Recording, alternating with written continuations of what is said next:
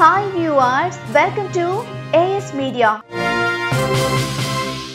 ఆంధ్రప్రదేశ్లో ఎన్నికలు దగ్గర పడుతున్నప్పటికీ కూటమిలో మాత్రం ఇప్పటికీ లుక్కలుక్కలు బయటపడుతూనే ఉన్నాయి. ఇంకా ఒకరికొకరు సహకరించుకునేంత లేని స్థాయిలో విభేదాలున్నాయని జరుగుతున్న సంఘటనలు చెప్తున్నాయి. ఈ విషయంలో టీడీపీ అధినేత చంద్రబాబు ఢిల్లీ పెద్దల వ్యవహార శైలిపై ఒకంత గుర్రుగా ఉన్నారన్న సమాచారంతో క్యాడర్లో కూడా అసహనం బయలుదేరింది.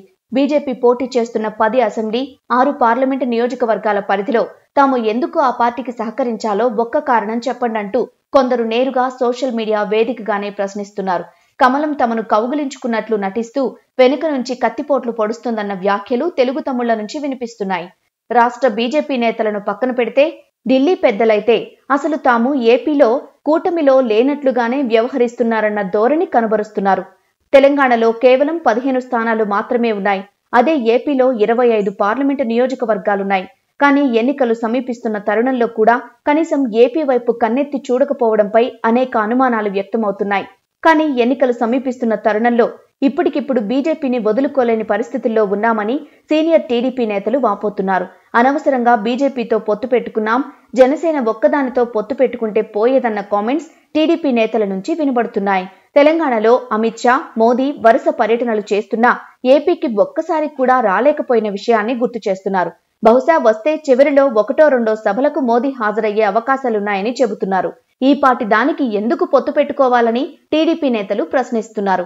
వైసీపీ అధినేతతో లోపాయికారి ఒప్పందం ఉండటం వల్లనే ఏపీకి రావడానికి ఢిల్లీ పెద్దలు ఇబ్బంది పడుతున్నారన్న అభిప్రాయం ఎక్కువగా టీడీపీ నేతల్లో వినిపిస్తోంది. మరోవైపు మేనిఫెస్టోలో కూడా మోదీ ఫోటో లేకుండా చేయడం అంటే తాము అంటి ముట్టనట్లుగానే ఉంటామని బీజేపీ నేరుగా చెప్పేసినట్లే కదా అన్న ప్రశ్న టీడీపీ నేతల నుంచి వినబడుతోంది.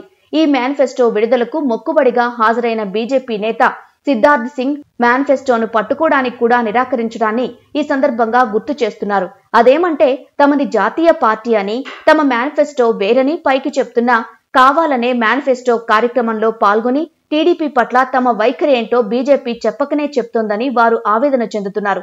దీంతో పాటు కీలకమైన అధికారుల బదిలీలు, ఎలక్షన్స్ విషయంలోనూ తమకు బీజేపీ సహకరించడం లేదన్న ఆరోపణలు టీడీపీ నుంచి వినిపిస్తున్నాయి. ఇంకో ప్రధాన విషయం ఏంటంటే మొన్నటిదాకా ఏపీలో మోదీ ప్రచారం చేస్తారని, 4-5 బహిరంగ సభల్లో పాల్గొంటారని ఊదరకొట్టిన టీడీపీ మీడియా ఇప్పుడు ఆ ఊసే ఎత్తడం లేదు. ఎందుకంటే మోడీ నుంచి సానుకూల స్పందన రాలేదని ఇన్సైడ్ టాక్. ఈ మాత్రానికి పొత్తులెందుకు, వారికి 10 సీట్లు ఎందుకు అని టీడీపీ నాయకులు తలలు పట్టుకుంటున్నారు. ఇలాంటి మరిన్ని ఇంట్రెస్టింగ్ వీడియోల కోసం ప్లీజ్ సబ్స్క్రైబ్ AS Media.